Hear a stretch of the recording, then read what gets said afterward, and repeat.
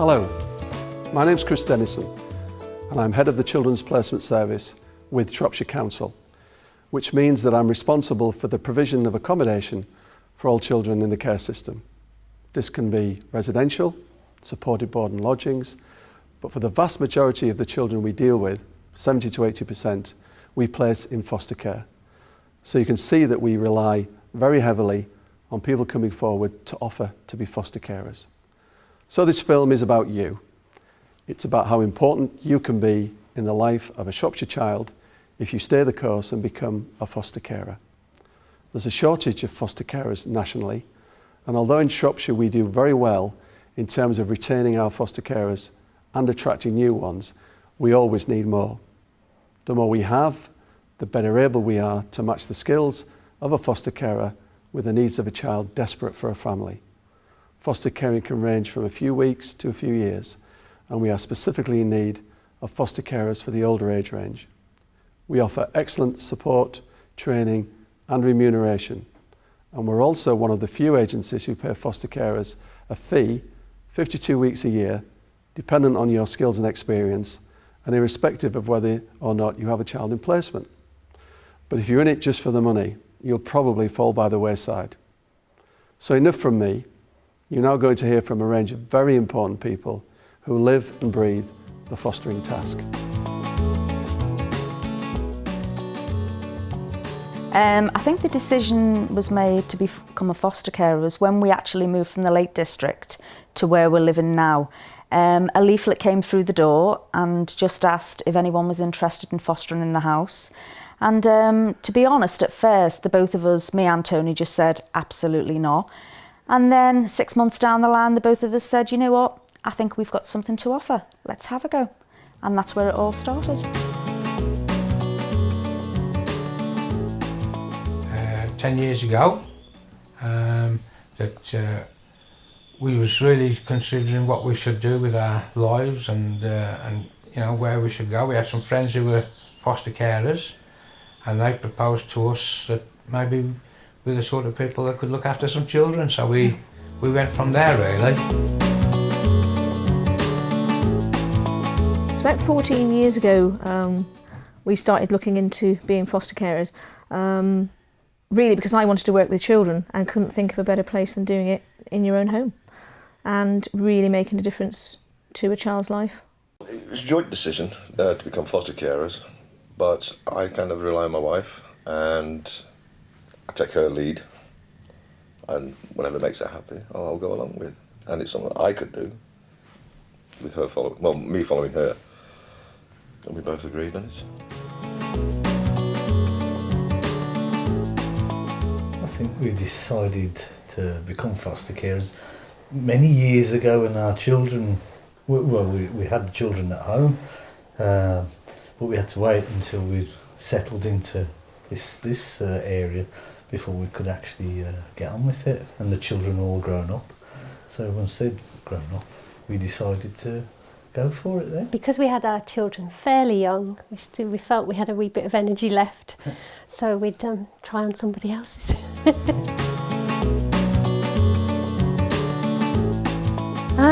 I lost my job. The company I worked for closed down, and I was at a sort of turning point. I wasn't really happy in what I was doing. I wanted to do something that I got something out of. There was no jobs out there. I was bored at home, you know, nothing to do, living on my own. And I'd always wanted children, but I'd never had any of my own. I've got a niece and nephew that I adore. And a friend came round, she's a nurse, and she turned around and said, well, why don't you foster? They're crying out for foster carers. As a social worker in Children's Placement Service, we're involved at every stage. So we start with the recruitment and the assessing and the training and follow it through to supporting the placements. Support is via phone calls, via visits. We visit every month. We have core group meetings, which involves the children's social workers and a core group of people involved in looking after young people. Well, the next step that we took was to actually ring the phone number that was on the leaflet. We spoke to someone on the other side and they just said, you know, that they would, actually they said, come along to one of the meetings that they had and just learn about what's actually involved within the fostering process. both of us went along, and I think we were absolutely blown away by it, to be honest. Both of us came away and thought, do you know, we can do this, which came as an absolute shock, and that's it. I was approved in September of last year, which was 2009. Prior to that, it started, I would say, January 2009, the sort of whole process of going to the training courses, you know, and completing the Saturdays. It was basically to give you an insight into the pros and cons of fostering. We've been fostering 14 years this summer. Everyone's special. Everyone stays for months at a time, and we see them through right to the end of their journey. We're a stepping stone. As short-term foster carers, I see us as the child coming in, and we help to put their life right and put them back on track and see them go on their way to the rest of their life. It's not actually that bad them coming to live with you, because you can actually learn a lot from them coming around, and they're actually friendly. They just act like it's part of the family. They were amazing, because like, even when I was at home, like, my care since the age of about 11 or 12 wasn't that good. Because, I mean, as I was growing up, my mum was trained to be a nurse, so she was never home. So I always had to look after myself, and me and my sister sort of took care of each other because she's a few years older than me. But then, like, she got remarried, and it was just sort of, we were on the back bench, so to speak. And it was, from that age, it was very much sort of just do what you want, we don't really care. So there was never this sense of caring. Like, they'd just say, when you get in, just let us know, not a time to be in. So I used to get in at like 2 in the morning or whatever, and just sort of go, I'm home, I'm going to bed. And there was no sort of, I never got grounded once or any sort of punishment or boundaries or anything. So it was very much a feeling of, we don't care, just stay out of our way. And then when I got kicked out at 15, and eventually got this placement a couple of days after my 16th birthday, it was just so different, because it was like I had a curfew and I had to be in by certain times. I had to help out with housework and do this, that and the other. And I had boundaries and rules and stuff. But they also like to just chat to me and have a laugh with me and include me and stuff, and like take me on holiday into their caravan and stuff, and really include me in the family and treated me like their own kids, because they had a couple of their own kids still living at home. And they treated me exactly the same as them. So you really got a sense that they really cared.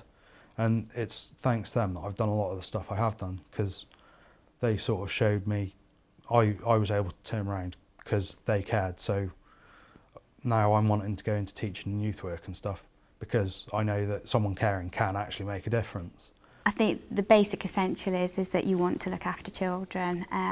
It's much more of a profession now than it ever used to be. So it's much more just having a room to offer to a child. It is about working as a team and helping to meet children's needs. To me, that really surprised me was contact with families. So the families of the children. I never thought of that through the process. I never thought how complex that would be. But we embrace that. And we try hard to work closely with all the families to be part of them and show that we're just the support function to help them. The best bit is seeing the difference in the children developing. When a little one comes to you and they haven't got the strength to walk to the local shop, and food is a massive issue, attachment to other human beings is a massive issue, they're lost. They haven't had what they deserve and what every child deserves, which is a firm family, and with boundaries and love and security. They haven't had it, may not have had regular food, may have had all sorts of abuse, and you collect them at 11 o'clock at night and you bring them into your home, and you're going to make a massive difference to somebody's life, and it will be with them for the rest of their life. I'm the Staff Development Officer for fostering. So I've got two main roles. The first is working with people who want to foster for Shropshire. So we run training on Saturdays, across 5 Saturdays for those people, and that's to give them a good idea about what fostering means for them. And the second key role is supporting people once they've been approved by our fostering panel and helping them with their ongoing development as foster carers. I think that's one of the interesting parts of the job for me, because I'm meeting people who've just come in as members of the public, the nicest possible sense of that phrase, and I'm getting to know them, they're getting to know me. We have a maximum of up to 20 people on the training, so there's a good mix of folk from different backgrounds, ages, qualifications, experiences, etc. So people are learning together, and they're given plenty of opportunities to think about what fostering will mean for them, their partner, their family and their community. We do give people lots of opportunity to think through what fostering in general means, and then specifically what are the issues for fostering for Shropshire. And if you think across the 5 Saturdays, we've got lots of exercises, discussion time, people talking informally over coffee and lunch. So it really does firm up people's ideas about what it might mean and what the implications might be for them.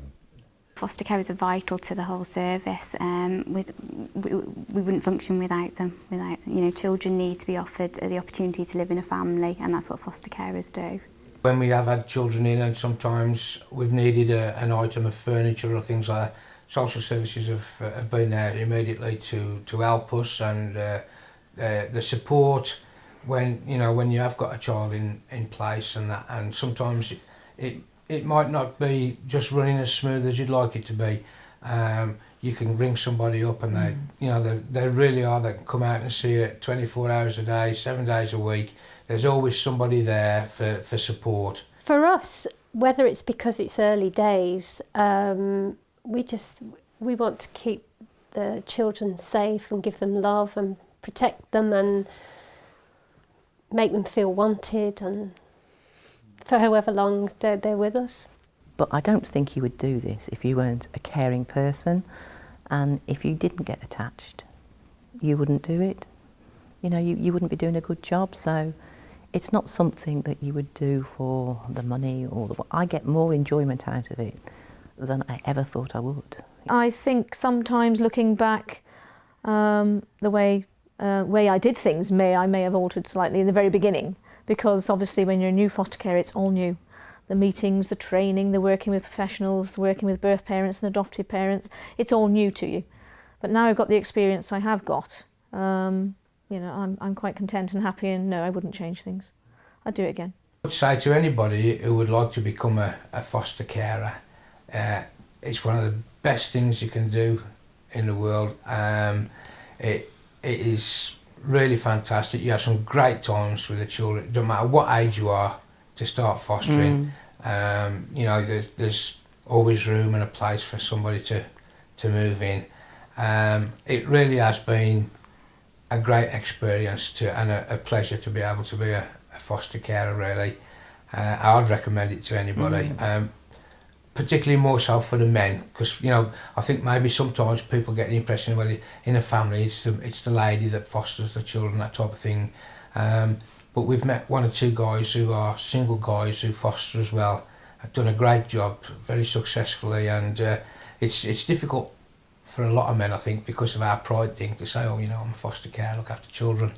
But it's one of the best buzzes you can get, really, is having a child to care for and to look after. I would say read as much as you can about it, come along and see us and talk about it, because so many people aren't sure what it is. Such a big thing, fostering, it's got so many implications, but I think if the first thing is to have a room available for a child, to have the time and the space and the patience, and to want to do it.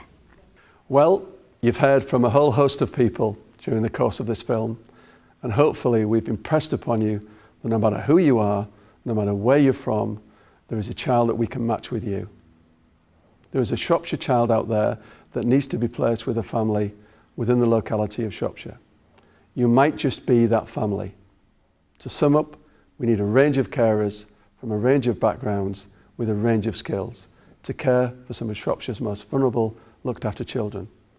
It's challenging, yes, hugely rewarding, and we really hope this film and the other information you'll get from other parts of the process will encourage you to continue with your application.